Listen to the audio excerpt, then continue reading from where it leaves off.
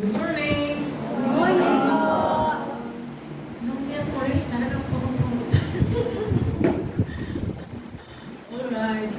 Sino nandito kayong lahat ng Wednesday? Yes. Sabi ni Pastor, sabi natin, sabi ko kasi, sabi niya, unang to ka pa. Sabi ko, kailangan ko kasi ang salita ng Diyos. Amen? So all of us need the word of God. Hallelujah. So my topic is about readiness and preparedness to enter the kingdom of God. Ano sa Tagalog yung readiness? Paghanda. Sa Tagalog yung preparedness, nakahanda ka na ba? Tama ba? O kahandaan, no? Para pumasok sa kaharian. Okay. Ang ginamit kong verse ay yung Mark chapter 4 natin pinag-aaralan lagi. No? Sabi nga doon, Mark chapter 4, verse 1 to 9. So, nabasa natin kanina na lalo na doon sa Tagalog, and it happened, sa verse 4, bilang ko, and it happened as it so that some seed fell on the wayside, and the birds of the air came and devoured. Some fell on stony ground, and where it didn't have much earth, and immediately it sprang up because I had no depth on earth. But when the sun was up, it was scorched, and because it had no root, it withered away.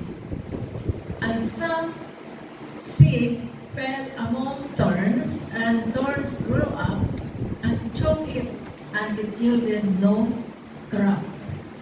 8. But other seed fell on good ground and yielded a crop that sprang up, increased, and produced some 30-fold, some 60, and some 100. He said to them, he who has ear to hear, and let him hear. Actually, kung basahin niyo ang buong context, no, ng Mark chapter 4, nandun din ang kasagutan dito sa binasa natin. Okay, sabi dito sa pasimula, si Jesus ay nagtuturo sa Galilee, sa dagat ng Galilee, at napakalaking mga nakikinig sa kanya. Dito, sino ang sower? Sino ang mga hasip? Siyempre sabi niyan, a farmer goes out to sow seed. No, doon sa binasa natin. Sa binasa natin, starting 4, 5, 6, 7, 9, there are different types of soil or different kinds of hearts that responded the word. So, 4 na klaseng uri ng seed o pagasik ng seed doon sa mga batuan sa lupa. 4 din na klaseng lupa ang napuntahan kung saan napunta yung mga seed. Literally seed, Yun po na po aralan natin. Kaya nung ito ay nagtumubo, hindi lahat naging malago, di ba? So mayroong sinabi dyan, so iba-ibang uri ng puso. Tingnan na natin ngayon sa atin, kung ihambing na natin sa ating buhay bilang mga Kristiyano. Different kind of hearts that responds the word. Ito yung kondisyon ng heart natin. Sabi dito, yung pong salita ng Diyos, so we are going now to transfer the seed into the Word of God. Amen? So, ang Word of God, ang salita ng Diyos, doon, sabihin natin tayo, ay napunta doon sa daanan at ito ay kinain ng ibon. Di ba? Okay. Halimbawa, tayo, hindi ko masasabi yung mga nagpunta dito ng Wednesday ay nakarinig ng salita ng Diyos, ay kinain agad ng ibon o diniscourage sila ng mga tao, tinamad at kung ano-ano. Kaya yung salita ng Diyos ay napunta sa daanan. Ibig sabihin, sa lubong pa lang niyo, saan ka naman galing, anong ginawa mo, parang na-discourage ba, no? Parang tayo din dati, di ba? Okay. Dito sa salitang Rocky, ang salita ng Diyos ay napunta naman sa batuhan. So, anong kondisyon ng isang puso, ng isang tao, na ang salita ng Diyos napunta sa batuhan? Tutuko kaya ito? Napunta sa batuhan? Hindi, di ba? So, ang pangatlawang uri ng puso. Ang pangatlo, ang salita ng Diyos ay napunta naman sa mga puno na matinik, thorns, no? Kaya anong klaseng puso itong Kristiyanong ito na hindi niya napag-tagumpayan ang mga pagsubok, mga persecution? Masakit kaya ang tinik, di ba nga? Grabe ang aabutin niya. Persecution, pag-uusig, pag-iiya sa'yo, pag-discourage, no, di ba? Ganyan ang uri ng pangatlong puso ng tatanggap ng isang Kristiyano. At narito yung pang-apat. Yung salita ng Diyos ay napunta sa mabuting lupa. Ano yung lupa? Sa mabuting puso. Ikaw kaya yon? Ikaw kaya yon? Walang nakakasagot. Okay, so ibig sabihin, apat na klaseng puso ng Kristiyano kung paano nag-response doon sa salita ng Diyos. Mapalad po itong good soil dahil namunga siya ng 30, 60, even 100 times the amount sown. So, ilang taon ka na dito mga kapatid? Marami na, maraming taon. Pwede sabihin mo, uy, nasa good soil ako, o ang puso ko ay punong-puno ng pag-ibig ng Diyos, punong-puno ako ng salita ng Diyos. Good soil, di ba? O, napagtagumpayan ko ang mga pagsubok, kahit na baha dyan, pumupunta pa rin ako paglinggo. O, di ba? Kahit na wala akong pera, pagdating ng linggo, nandoon, kailangan talaga ako naroon sa church. O, di ba? Ikaw ba yon? Kahit na walang pambili ng bigas, naisip mo, unahin, sabi daw sa dyan, Matthew 6:33, seek ye first the kingdom of God and His righteousness, and all these things shall be added unto you. O, di ba, naisip mo ba yun? Unahin muna natin ang kahalagan ng Diyos at ang kanyang katwiran, at ang lahat ng bagay ay idaragdag sa iyo. Di ba, nasa isip natin yon? Amen? Amen. Totoo ba? Kaya nandito ka? Amen. Okay. Tapos naisip mo, sabi sa John chapter 7, 14 verse 7, kung mananatili ka sa akin, sabi ni Jesus, di ba? At mananatili sa iyo ang aking salita. Hilingin mo yung maibigan at gagawin ko. O, di ba? Naisip mo ba yon? Amen ba? If you abide in me, Jesus said, my words abide in you, pinamumuhay mo ang salita niya, you can ask anything you want, and I will do it. Do it. Siya mismo ang gagawa. Amen? Para ba yung wala kang pera, wala kang pambili ng bigas, wala kang baon, magulat ka na lang, may nagpadala ng pera, may nagpadala ng pambili. Amen ba? Amen. Oh, di ba gawa ni Jesus yun? Sino makakagawa ng mga kapitbahay mo? Pare-pareho din naman walang mga pera. O sino gagawa ng? Di ba si Jesus? Yun ang kanyang pangako. Kasi nagpapatuloy tayo sa Panginoon. Ibig sabihin, nakahanda ka. Handa ang buhay mo sa anumang pagsubok, sa anumang uri ng mga persecution. Ako na persecute, pero pinabayaan ko yun. Persecuted ako. Tapos pag-uwi ko sa bahay, hindi ako pinagtataguan ako ng pagkain o hindi yan sa iyo. Sa kapatid ko yan.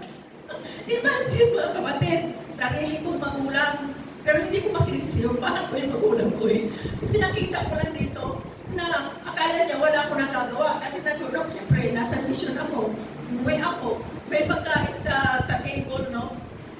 Kakainin ko na sana, sabi ng nanay. Sa kapatid mo yan, narating yung galing sa trabaho. Ay, Diyos ko, biglang, ang ginawa ko, alam nyo, hindi naman ako nagalit. Pumasok ako sa CR at doon ako umiyak, nang hindi ako marinig ng nanay ko. Pero purihin ang Diyos dahil alam ng Panginoon ang totoo. Amen? Amen. So, ibig sabihin, persecute ka man o ano man ang ginawa ng buhat ng mga nagawa ng away sa'yo, mananatili tayo sa Panginoon. Bakit? Ang salita ng Diyos na napunta sa puso mo ay napunta sa good soil. Ikaw yon. Amen. Amen. Hallelujah. Palakpakan mo nga muna si Lord. Praise God. Hallelujah. Okay. So, tayo ngayon ito, good soil. Okay. Tingnan natin. Next. Ayan. Ay, yung kanila illustration. Yung parang walang tasower. Ito ngayon, no? Ito yung tinik, ang mga buto, mga seed. Tinuga ng ibon. Ibig sabihin, ginamit ni Satanas ang ibon.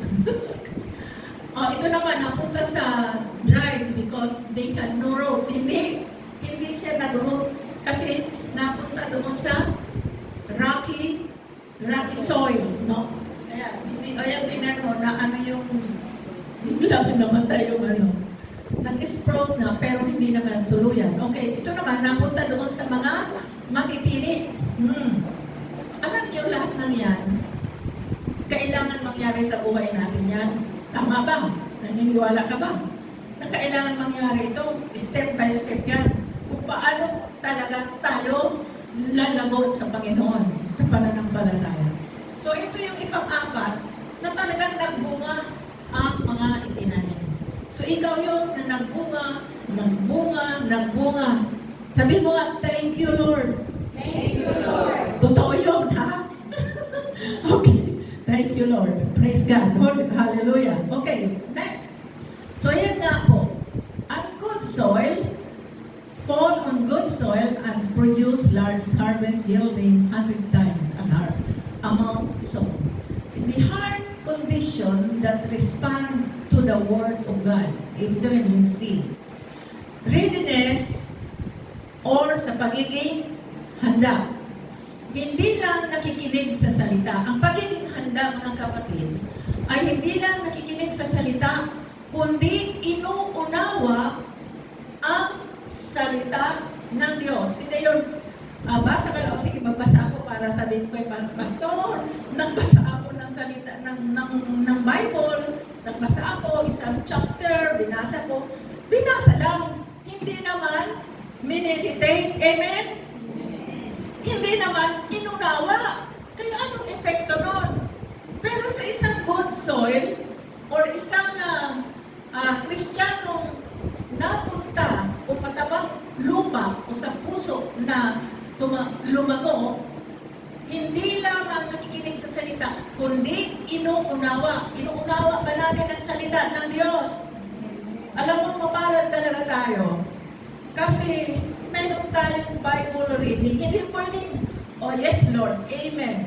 Pagpalain tayo ng Panginoon. Hindi ganon ang ating respond doon sa salita ng Diyos na binabasa natin araw-araw o yung weekly nating assignment, di ba?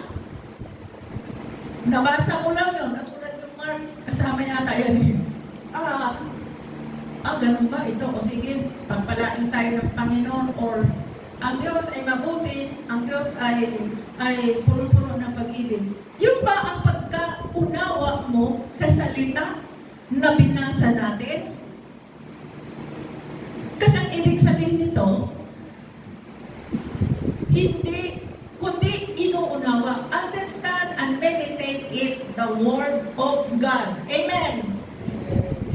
Tuturo tayo kasama ko dyan sa pinuturuan ng salita ng Diyos. At maliban doon sa nakikinig, katulad ngayon, we are listening to the Word of God, maliban doon ay i-meditate natin araw-araw, at then ipinamumuhay upang mamunga. Diyan, 14 verse 7, ano yun? Sabi ni Jesus, kung mananatili ka sa akin at mananatili sa iyo ang aking salita, ano mangyari? Hilingin mo ang iyong maibigan at ibibigay ko sa iyo. Hindi sinabi ni Jesus na ibibigay ito ng alagad ko. Ang sabi niya, ibibigay ko sa iyo. So ganyan ang pangako ng Diyos kung ating ipinamumuhay upang mamunga ba? Amen ba? Amen. Naniniwala ba tayo dito? Okay. So it produces fruits. Pag sinabing produces fruits, filled with the power of the Holy Spirit. Ano yung non-fruits of the Holy Spirit, di ba? Unti-unti, nagkakaroon tayo nitong siyam na bunga ng banal na Espiritu Santo. Halimbawa, kung ikaw ay laging magagalitin, ay mayroon ka ng spirit o the joy, no? Mayroon ka ng fruit of the Holy Spirit, joy. Ano yung joy? Kagalakan, di ba? Kagalakan, amen? Hindi mo na pwedeng pilitin ang sarili mo, kasi ito karanasan ko ito.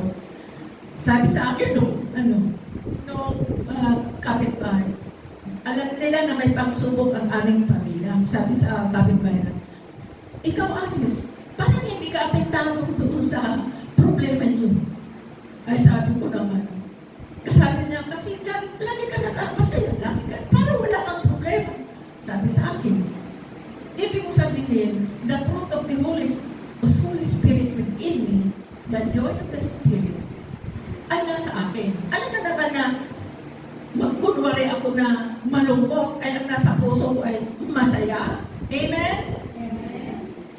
At kung ikaw ay mayroong kagalit na hindi mo mapatawad, ay pinatawad mo. Tapos makita ng kapitbahay mo, uy, di ba magkaaway kayo dati? Bakit kayo nag-uusap na ngayon? Alam ka naman na pilitin, no? Hoy, magkaaway pa rin tayo ngayon. Ay, ang puso ko ay nagpatawad ka na. Amen ba? Yan ang bunga ng Espiritu Santo na nagpapatuloy sa ating Panginoon, ipinamumuhay ang salita ng Diyos at nagbunga ng nagbunga. Sino pa dito ang hindi talaga namumunga? Tumaasan ka, magtaasan ka. Ikaw nakakaalam, no? Basahin mo yung Galatians chapter 5. The fruits of the Holy Spirit. Andun po yun, bunga ng Espiritu Santo. Na kung binabasa ko yung noong pa, sabi ko, ay bakit ngayon, kagalit ko pa rin yung tao na nanloko sa akin.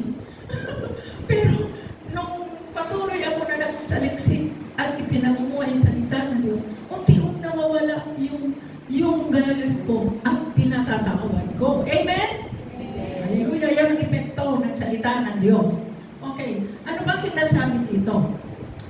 Filled with the Holy Spirit, the power of the Holy Spirit.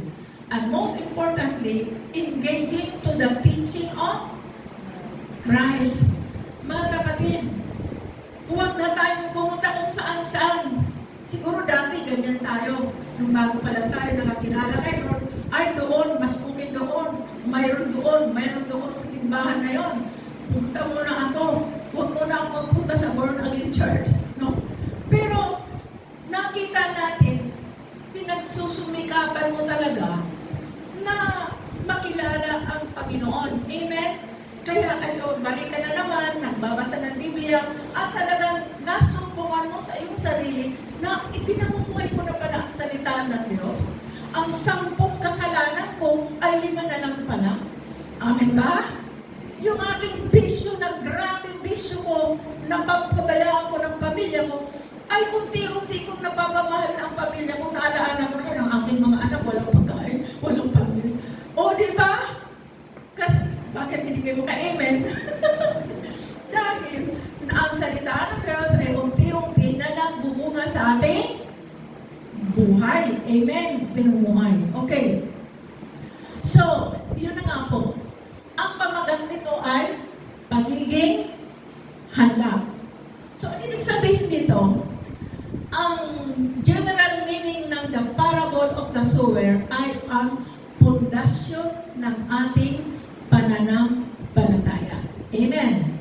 The foundation of our faith. Itong parable of the sower. So, ibig sabihin, ang puso mo ay napatuhat na katulad na ng good soil. Amen.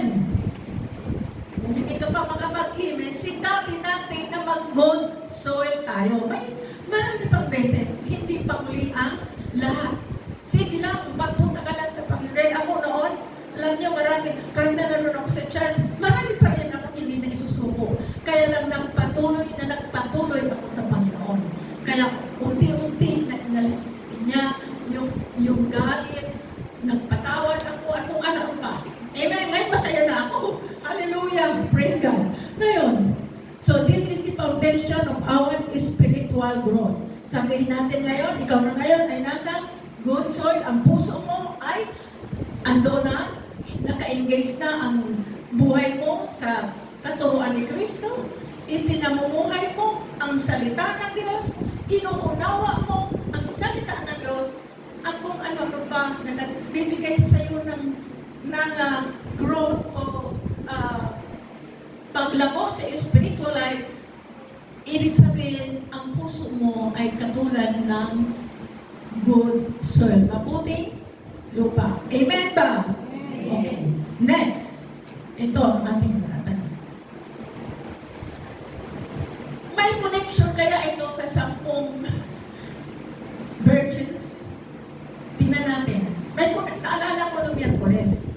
Tuwang-tuwa ako doon sa message ni Pastor. Ron. Alam mo, kaya nga sinabi ko kay Pastor, habang naka-sinabi natin, I need the Word of God. I need it. That's why I attended. Kasi I need the Word of God. Kahit na pastor ako, kailangan ko pa rin makinig sa salita ng Diyos ng ibang taga-pangaral. And I was so blessed no Wednesday tungkol doon sa 10 virgins. Okay, ito yun. Ngayon, ang tanong ko, meron kayang connection ang 10 virgins doon sa the parable of the sower? Kasi ang parable of the sower, it is the foundation of our faith, di ba? Pundasyon, doon nagsisimula ang ating pananampalataya. Ngayon, ang title kanina, kanina ay readiness, di ba? Yung parable of the virgins, preparedness for entering the kingdom of God. Okay, now, ano ang connection nitong parable of the sower sa parable of the 10 virgins? Okay, ito po. Sa parable of the sower, paghahanda o pagiging handa, good soil. Ibig sabihin, ito yung sa parable of the sower, sa iyong pananampalataya, diyan nagsimula ang ating pananampalataya na nag-focus tayo, ito yung initial reception of the word. No? Yung good soil, yun ang pinaka-sentro ng ating pananampalataya. Meaning, ready ka na. Ay sabi ng Bible, sabi ng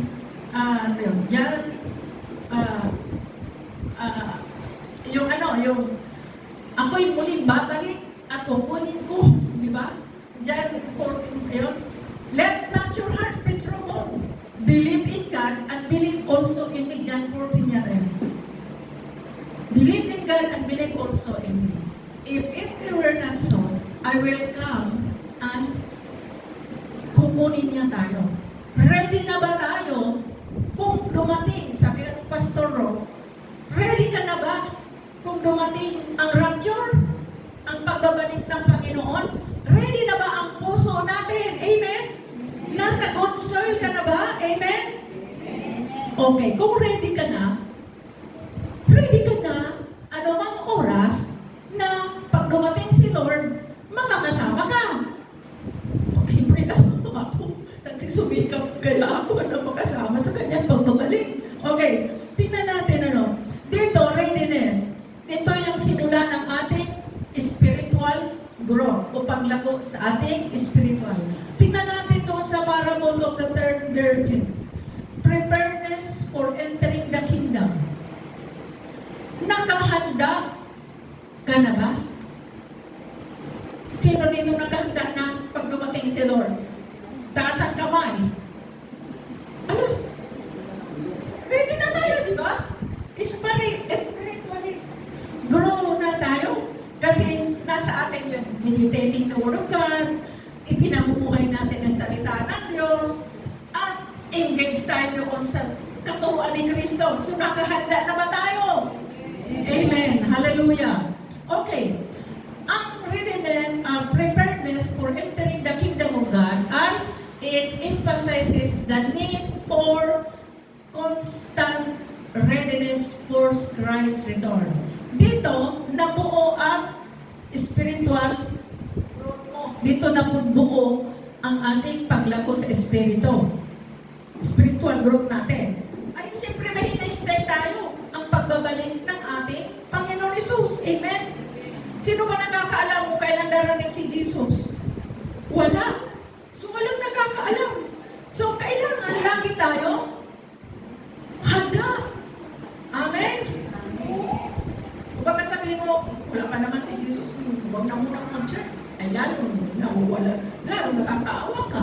Kailangan, ang sabi kasi dito, it emphasizes the need for constant, pag sinabing constant, tuloy-tuloy na pag-aaral, tuloy-tuloy na ang salita ng Diyos ay ipamuhay, tuloy-tuloy na ang salita ng Diyos ni Kristo ay ating laging ipamumuhay at tayo yung ilaw sa ating kapaligiran. Amen? So, kailan darating si Jesus? Tingnan mo yung wise virgins. Ilan yung, sabi nga ni, naalala ko, tulog ba silang lahat? Sabi ni Pastor Rob. Actually, ang sabi ko, hindi. Ay, yung 5 lang yung tulog.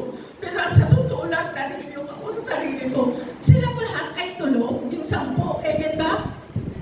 Ay, nung malaman nila dumating na yung bridegroom, yung ikakasal, nagising silang lahat. Amen. Ang kaso, yung 5 ay kulang ang langis sa kanilang lampara. Amen ba?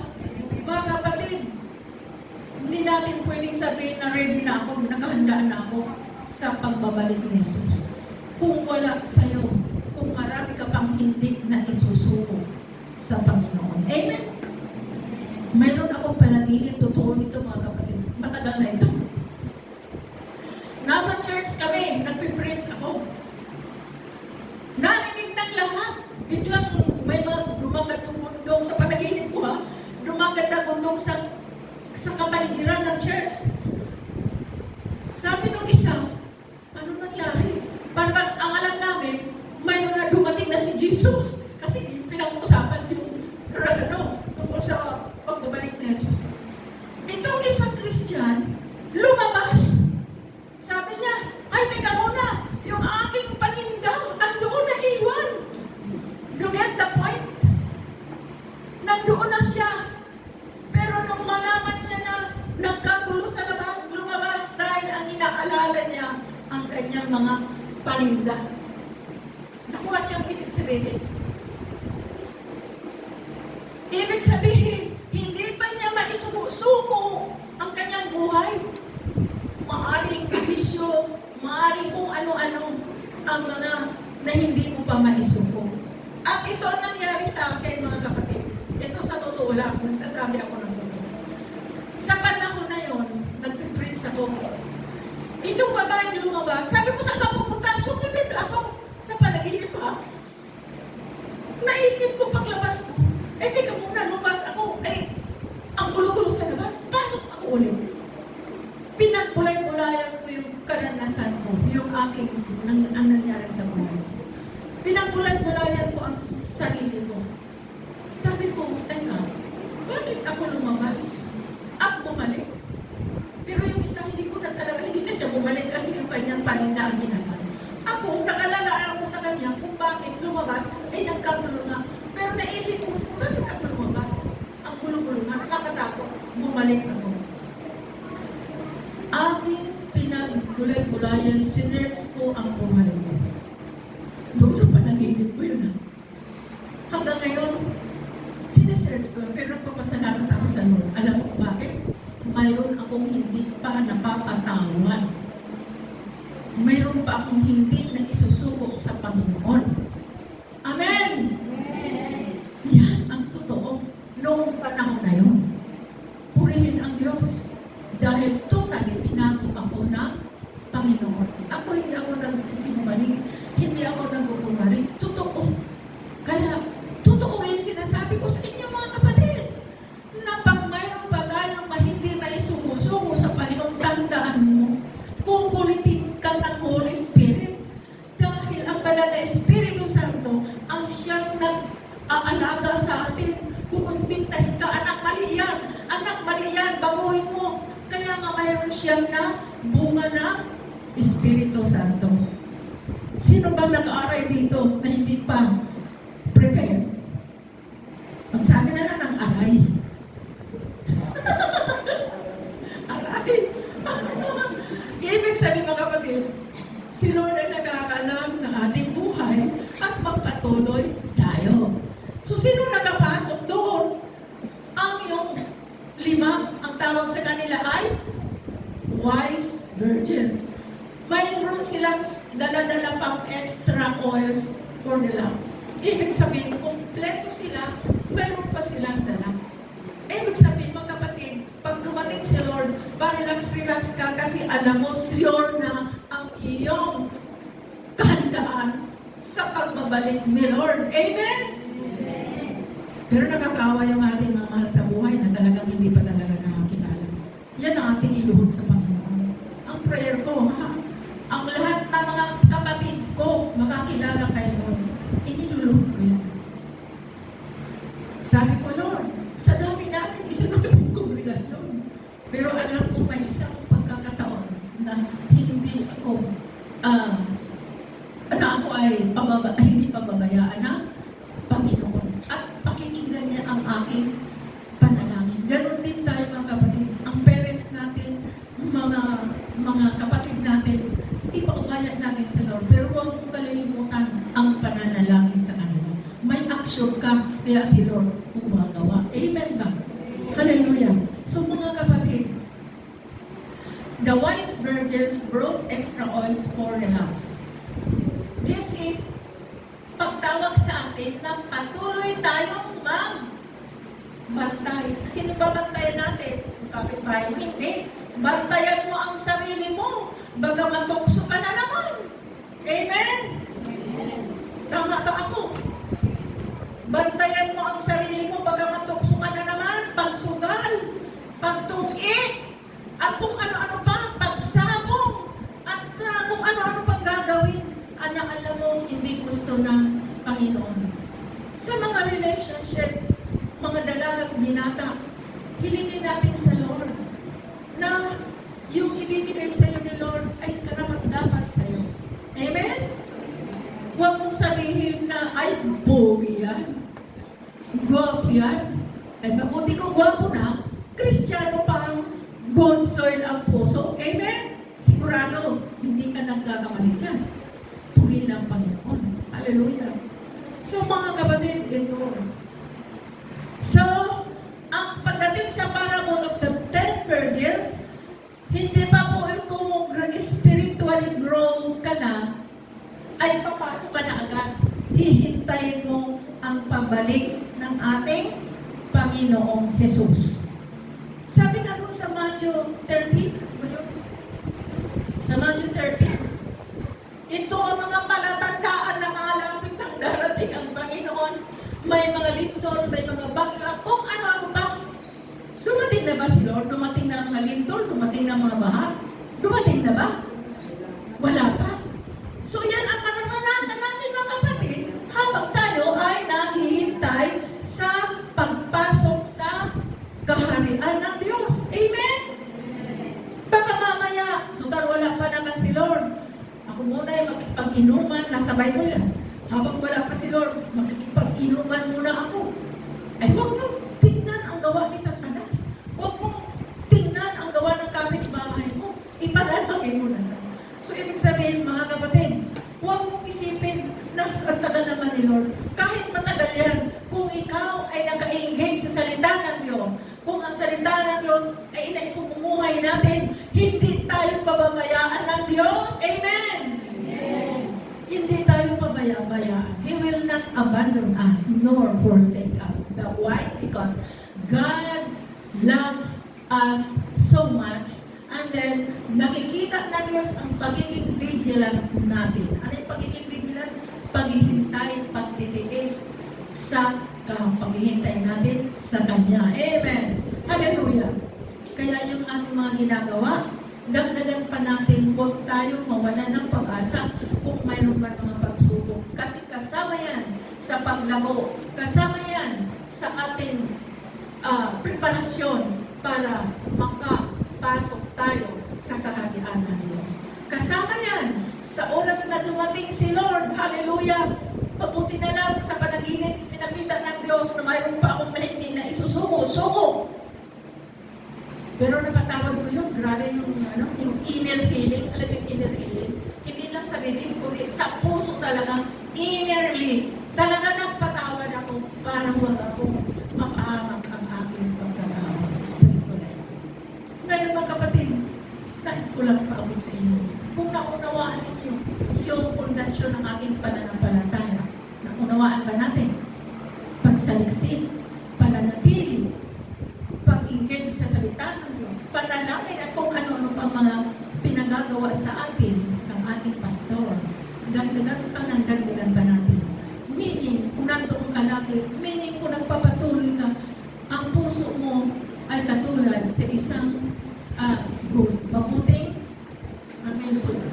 lupa. Amen? Ang puso natin, ibig sabihin, andoon si Kristo, andoon ang Holy Spirit, nandoon ang nine fruits of the Holy Spirit, nandoon yung longing for Christ. The Lord, ang tagal naman ng linggo.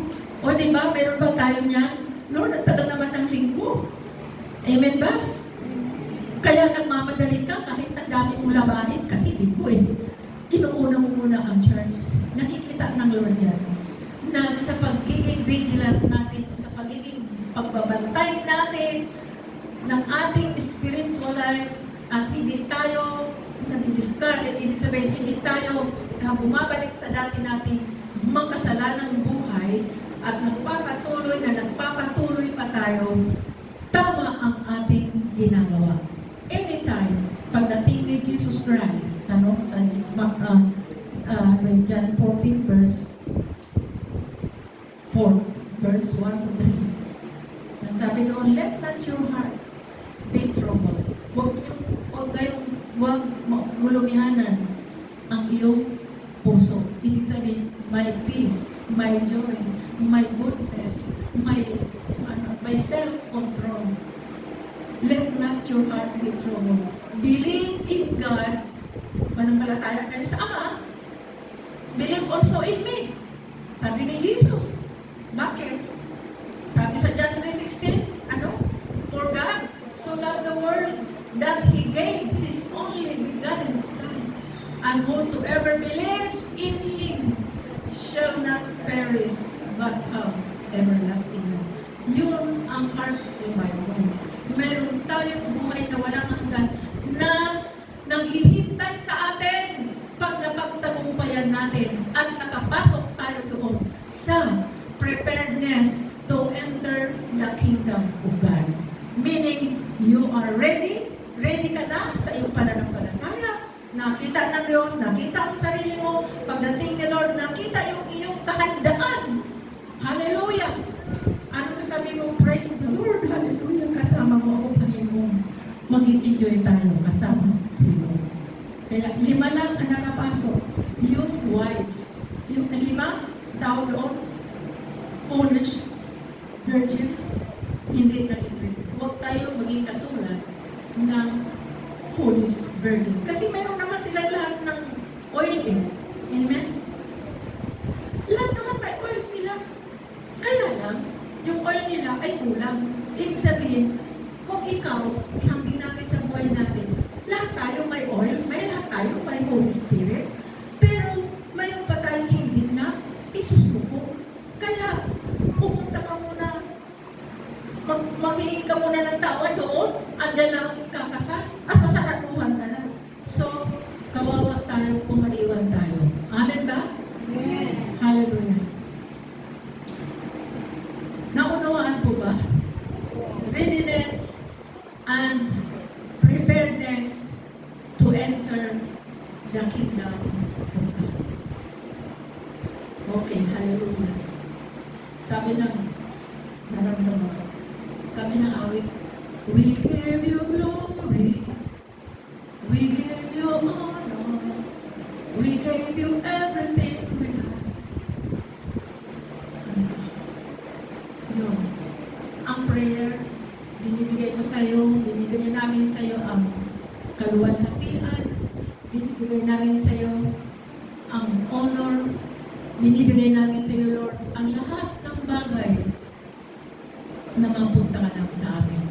So Lord, pagpalain mo kami lahat sa ating pong mensahe ngayong umaga.